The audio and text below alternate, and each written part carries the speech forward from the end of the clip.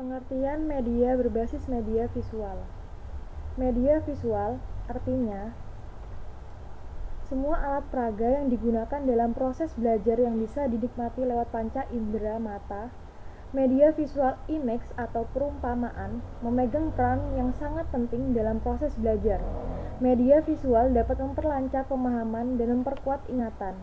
Visual dapat pula menumbuhkan minat siswa dan dapat memberikan hubungan antara isi materi pelajaran dengan dunia nyata.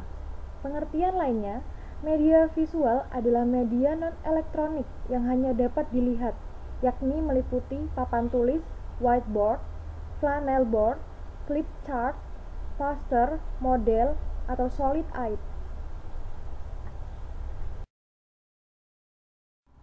Penggunaan media memberikan gambaran mengenai beberapa konsep penggunaan media visual agar efektif, yaitu bentuk media visual dibuat yang sesederhana mungkin agar mudah dipahami. Penggunaan media visual untuk menjelaskan informasi yang terdapat teks.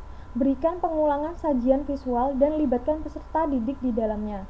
Gunakan gambar untuk membedakan dua konsep yang berbeda. Keterangan gambar harus dicantumkan secara garis besar dan penggunaan warna harus realistik. Banyak hal yang harus diperhatikan dalam penggunaan media visual dalam menopang proses pembelajaran di sekolah dasar.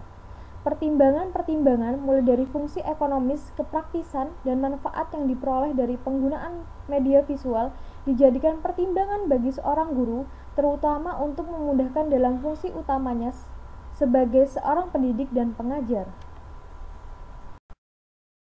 Pemilihan media visual. Pemilihan media visual untuk mempermudah penyampaian materi kepada peserta didik perlu dipilih media yang tepat. Ketepatan dalam pemilihan media visual menyebabkan proses pembelajaran menjadi lancar dan materi yang disampaikan dipahami peserta didik. Dapat memanfaatkan media visual yang umum dipergunakan seperti gambar atau foto atau VCD. Kedua jenis media visual ini mempunyai beberapa kelebihan, yaitu mudah dibuat dan digunakan, praktis, sederhana, dan relatif murah. Fungsi media visual, yang pertama fungsi atensi, yang kedua fungsi afektif, yang ketiga fungsi kognitif, yang keempat fungsi kompensatoris. Berikut penjelasannya. Macam-macam media visual. Yang pertama, media yang tidak diproyeksikan. Benda tersebut tidak harus dihadirkan di ruang kelas, tetapi siswa dapat melihat langsung ke objek. Kelebihan dari media realita ini adalah dapat memberikan pengalaman nyata kepada siswa, misal untuk mempelajari keanekaragaman makhluk hidup, klasifikasi makhluk hidup, ekosistem, dan organ tanaman. Yang kedua, media proyeksi merupakan alat bantu mengajar tatap muka sejati, sebab tata letak ruang kelas tetap seperti biasa. Guru dapat bertatap muka dengan siswa tanpa harus membelakangi siswa. Perangkat media transparansi meliputi perangkat lunak dan perangkat keras. Jadi gambar ini contoh implementasi media visual. Gambar di atas merupakan contoh penerapannya di mana seorang guru menjelaskan materi menggunakan video atau gambar. Tujuannya agar siswa tidak merasa bosan dan gampang memahami isi materi yang dijelaskan guru tersebut.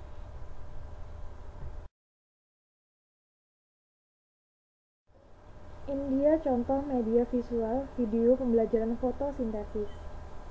Silakan dibuka.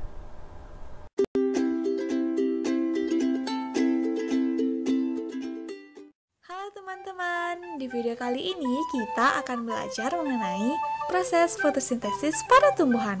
Kira-kira seperti apa ya proses fotosintesis itu? Kalian penasaran? Yuk simak video berikut ini.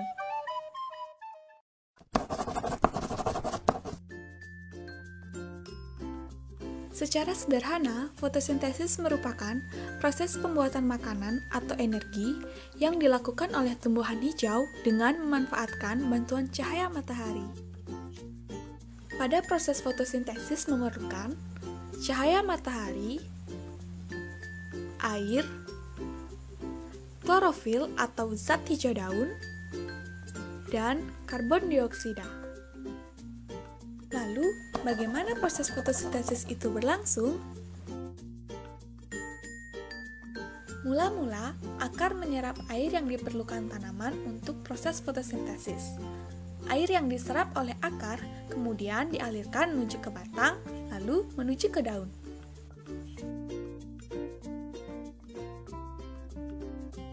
Pada daun terdapat zat hijau daun atau klorofil yang berfungsi untuk menyerap cahaya matahari. Sementara itu, udara yang mengandung karbon dioksida masuk ke dalam daun yang kemudian menyebar di antara sel-sel daun. Selanjutnya, pada daun akan terjadi beberapa proses kimia yang menghasilkan glukosa dan oksigen. Hasil fotosintesis berupa glukosa akan menjadi makanan tumbuhan, sedangkan oksigen akan dikeluarkan ke udara. Nah, itu dia tadi penjelasan mengenai proses fotosintesis pada tumbuhan. Semoga bermanfaat ya. Thank you for watching.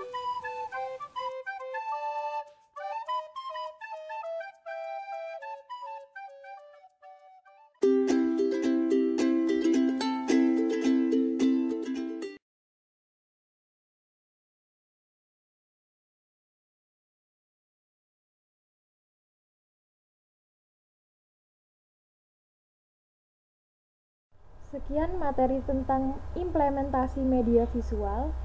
Semoga bermanfaat bagi kalian semua. Mohon maaf jika ada salah. Wabillahi taufiq wal hidayah. Wassalamualaikum warahmatullahi wabarakatuh.